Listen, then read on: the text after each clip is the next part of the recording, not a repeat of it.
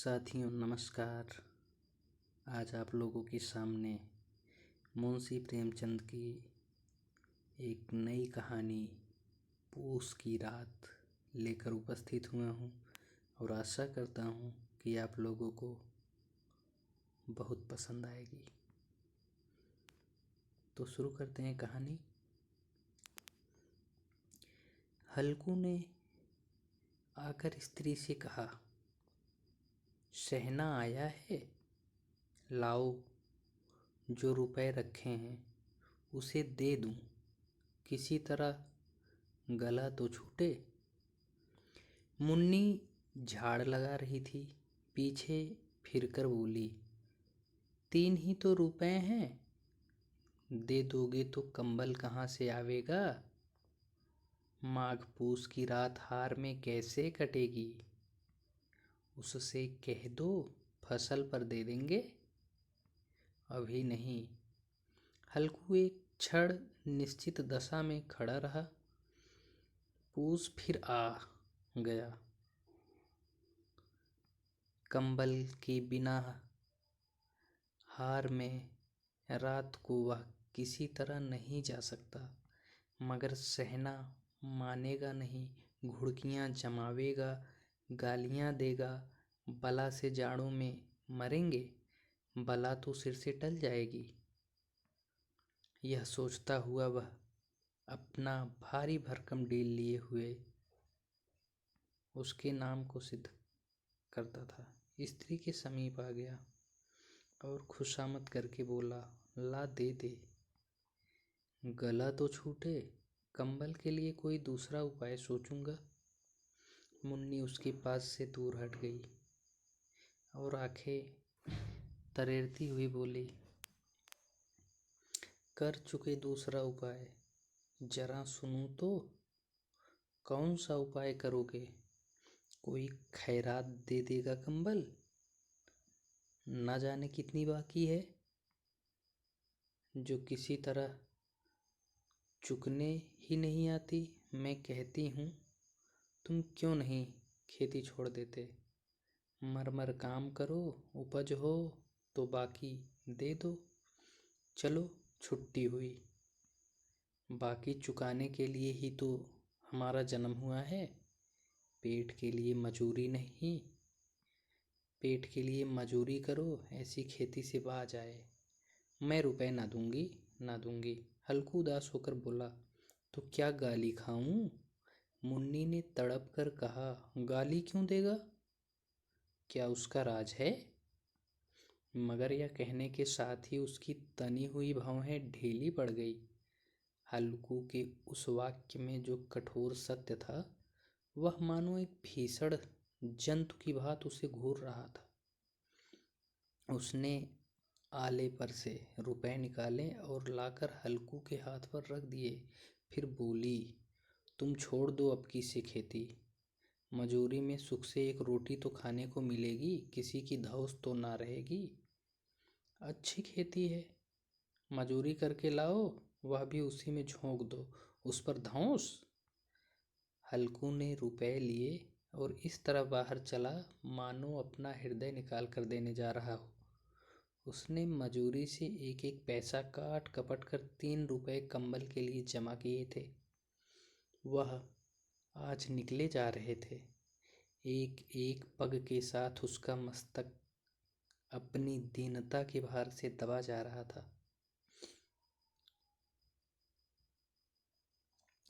पूस की अंधेरी रात, आसमान पर तारे भी ठिठुरते हुए मालूम होते थे। हल्कू अपने खेत के किनारे ऊख के पतों की एक छतरी के नीचे बांस के खटोले पर अपनी पुरानी गाढ़े की चादर ओढ़े पड़ा काँप रहा था। खाट के नीचे उसका संगी कुत्ता जबरा पेट में मुंह डाले सर्दी से कूं कूं कर रहा था। 2 में से एक को भी नींद न आती थी। हल्कू ने घुटनियों को गर्दन में चिपकाते हुए कहा, क्यों जबरा, जाड़ा लगता है? कहता तो था घर में पुआल पर लेटा रहे, तो यहाँ क्या लेने आए थे? अब खाओ ठंड, मैं क्या करूं? जानते थे मैं क्या यहाँ हलवा पूरी खाने आ रहा हूँ। दौड़े दौड़े आगे चले आए। अब रो नानी के नाम को। जबरा ने पड़े पड़े दुम हिलाई और अपनी कूकू को दीर्घ बनाता हुआ एक बार जम्हाई लेकर चुप हो गया। उसकी श्वान बुद्धि ने शायद ताड़ लिया, स्वामी को मेरी कूकू से नींद आ रही है। हल्कू ने हाथ निकालकर जबरा की ठंडी पीठ सहलाते हुए कहा, कल से मत आना मेरे साथ, नहीं तो ठंडे हो जाओगे। यह रांड पछुआ न जाने कहाँ से बर्फ लिए आ रही है। उठूं फिर एक चिलम भरूं, किसी तरह रात तो कटे। 8 चिलम तो पी चुका। यह खेती का मजा है। और एक एक भगवान ऐसे पड़े हैं जिनके पास जाड़ा जाए तो गर्मी से घबरा कर भागें। मोटे मोटे गद्दे, लिहाफ, कम्बल, मजाल है जाड़े का गुजर हो जाए। तकदीर की खूबी, मजूरी हम करें मजा दूसरा लूटे। हल्कू उठा, गड्ढे में से जरा सी आग निकालकर चिलम भरी। जबरा भी उठ बैठा। हल्कू ने चिलम पीते हुए कहा, पिएगा चिलम? जाड़ा तो क्या जाता है, जरा मन बदल जाता है। जबरा ने उसके मुंह की ओर प्रेम से छलकती हुई आंखों से देखा। हल्कू, आज और जाड़ा खा ले, कल से तो मैं यहाँ पुआल बिछा दूंगा, उसी में घुस कर बैठना, तब जाड़ा ना लगेगा। जबरा ने अपने पंजे उसकी घुटनियों पर रख दिए और उसके पास के मुंह के पास अपना मुंह ले गया। हल्कू को उसकी गर्म सांस लगी। चिलम पीकर हल्कू फिर लेटा और निश्चय करके लेटा कि चाहे कुछ हो, अब की सो जाऊंगा। पर एक ही क्षण में उसके हृदय में कंपन होने लगा। कभी इस करवट लेटता, कभी उस करवट पर। जाड़ा किसी पिशाच की भांति उसकी छाती को दबाए हुए था। जब किसी तरह न रहा गया तो उसने जबरा को धीरे से उठाया और उसक सिर को थपथपाकर उसे अपनी गोद में सुला लिया। कुत्ते की देह से जाने कैसी दुर्गंध आ रही थी, पर वह उसे अपनी गोद में चिपकाए हुए ऐसे सुख का अनुभव कर रहा था जो इधर महीनों से उसे न मिला था। जबरा शायद यह समझ रहा था कि स्वर्ग यही है, और हल्कू की पवित्र आत्मा में तो उसे कुत्ते के प्रति घृणा की गंध तक न थी। अपने किसी अभिन्न मित्र या भाई को भी वह इतनी ही तत्परता से गले लगा था। वह अपनी दीनता से आहत न था जिसने आज उसे इस दशा को पहुंचा दिया।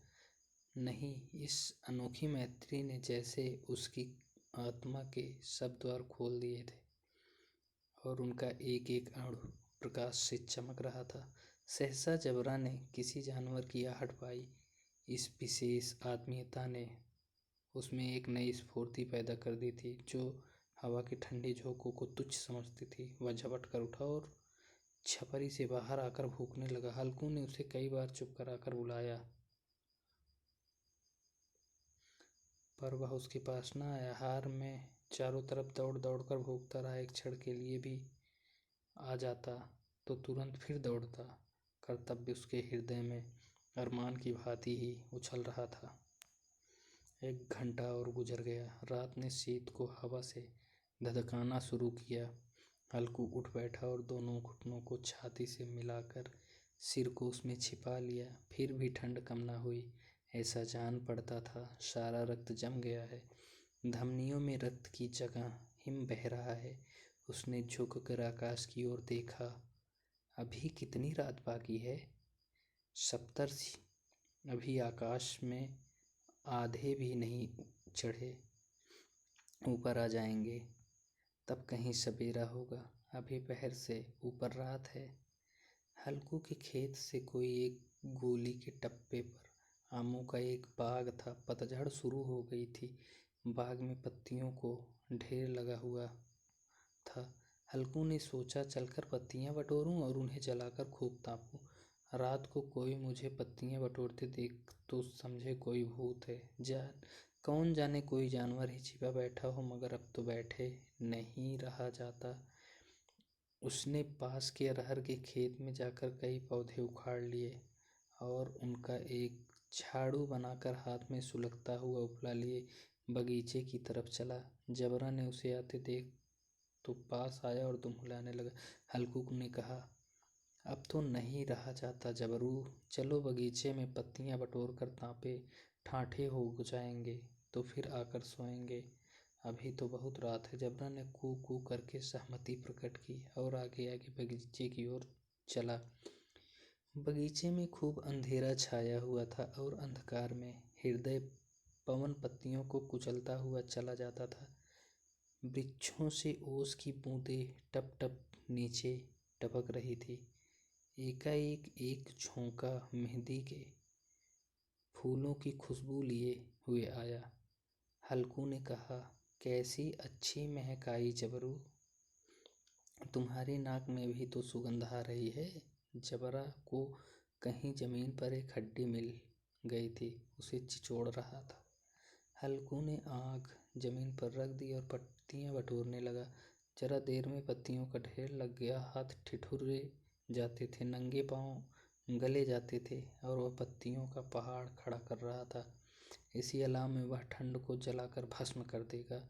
थोड़ी देर में अलाव जल उठा। उसकी लौ ऊपर वाले वृक्षों की पत्तियों को छू छू कर भागने लगी।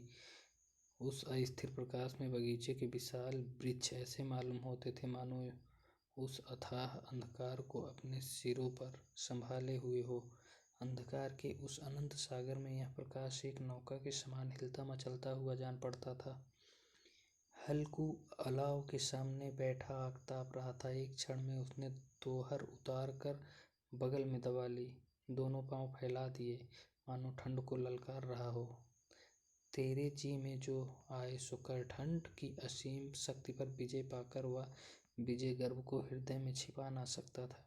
उसने जबरा से कहा, क्यों जब्बर, अब ठंड नहीं लग रही है? जब्बर ने कूक कूक करके मानो कहा, अब क्या ठंड लगती ही रहेगी, पहले से यह उपाय न सूझा? नहीं, इतनी ठंड क्यों खाते? जब्बर ने पूछ हिलाई। अच्छा हो, इस अलाव को कूद कर पार करें, देखे कौन निकल जाता है। अगर जल गए बच्चा तो मैं दवा ना करूंगा। जब्बर ने उस अग्निराज की ओर कातर नेत्रों से देखा।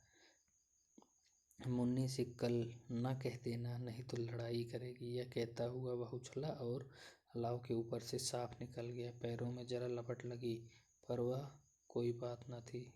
जबरा आग के इर्द गिर्द घूम कर उसके पास आ खड़ा हुआ। हल्कू ने कहा, चलो चलो, इसकी सही नहीं, ऊपर से कूद कर आओ। वह फिर कूदा और अलाव के इस पार आ गया। पत्तियां जल चुकी थी। बगीचे में फिर अंधेरा छा गया था। राख के नीचे कुछ कुछ आग बाकी थी, जो हवा का झोंका आ जाने पर जरा जाग उठती थी, पर एक क्षण में फिर आंखें बंद कर लेती थी। हल्कू ने फिर चादर ओढ़ ली और गर्म राख के पास बैठा हुआ एक गीत गुनगुनाने लगा। उसके बदन में गर्मी आ गई थी, पर ज्यों-ज्यों शीत बढ़ती जाती थी उसे आलस्य दबाए लेता था। जबरा जोर से भौंक कर खेत की ओर भागा। हल्कू को ऐसा मालूम हुआ कि जानवरों का एक झुंड खेत में आया है। शायद नीलगायों का झुंड था। उसने कूदने दौड़ने की आवाज़ें साफ कान में आ रही थी। फिर ऐसा मालूम हुआ कि खेत में चर रहे हैं। उनके चबाने की आवाज़ चर चर सुनाई देने लगी। उसने दिल में कहा, नहीं, जबरा के होते कोई जानवर खेत में नहीं आ सकता। नोच ही डाले, मुझे भ्रम हो रहा है। कहाँ, अब तो कुछ नहीं सुनाई देता। मुझे भी कैसा धोखा हुआ। उसने जोर से आवाज़ लगाई, जबरा जबरा। जबरा भूखता रहा, उसके पास न आया। फिर खेत के चरे जाने की आहट मिली। अब वह अपने को धोखा न दे सका। उसे अपनी जगह से हिलना जहर लग रहा था। कैसा दंदाया हुआ था इस जाड़े पाले में खेत में जाना, जानवरों के पीछे दौड़ना असह्य जान पड़ा। वह अपनी जगह से न हिला। उसने जोर से आवाज़ लगाई, लिहो लिहो लिहो। जबरा फिर भौंक उठा। जानवर खेत चर रहे थे, फसल तैयार है। कैसी अच्छी खेती थी, पर ये दुष्ट जानवर उसका सर्वनाश किए डालते हैं। हल्कू पक्का इरादा करके उठा और 2-3 कदम चला, पर एकाएक हवा का ऐसा ठंडा चुभने वाला बिच्छू के डंक का सा झोंका लगा कि वह फिर बुझते हुए अलाव के पास आ बैठा और राख को कुरेद कर अपनी ठंडी देह को गरमाने लगा। जबरा अपना गला फाड़ डालता था। नीलगाय खेत का सफाया किए डालती थी और हल्कू गर्म राख के पास शांत बैठा हुआ था। अकर्मण्यता ने रस्सियों की भांति उसे चारों तरफ से जकड़ रखा था। उसी राख के पास गर्म जमीन पर वह चादर ओढ़कर सो गया। सवेरे जब उसकी नींद खुली तब चारों तरफ धूप फैल गई थी और मुन्नी कह रही थी, क्या आज सोते ही रहोगे? तुम यहाँ आकर रम गए और उधर सारा खेत चौपट हो गया। हल्कू ने उठकर कहा, क्या तू खेत से होकर आ रही? मुन्नी बोली, हाँ, सारे खेत का सत्यानाश हो गया। भला ऐसा भी कोई सोता है? तुम्हारे यहाँ मड़ैया डालने से क्या हुआ? हल्कू ने बहाना किया, मैं मरते मरते बचा। तुझे अपने खेत की पड़ी है? पेट में ऐसा दर्द हुआ कि मैं ही जानता हूँ। दोनों फिर से डांट पर आए। देखा सारा खेत रौंदा पड़ा हुआ और जबरा मड़ैया के नीचे चित लेटा है, मानो प्राण ही ना हो। दोनों खेत की दशा देख रहे थे। मुन्नी के मुख पर उदासी छाई थी, पर हल्कू प्रसन्न था। मुन्नी ने चिंतित होकर कहा, अब मजूरी करके माल गुजारी भरनी पड़ेगी। हल्कू ने प्रसन्न मुख से कहा, रात को ठंड में यहाँ सोना तो न पड़ेगा। तो ये थी आज की कहानी पूस की रात, जिसे लिखा था मुंशी प्रेमचंद ने। आशा करता हूँ आप लोगों को पसंद आई होगी। धन्यवाद।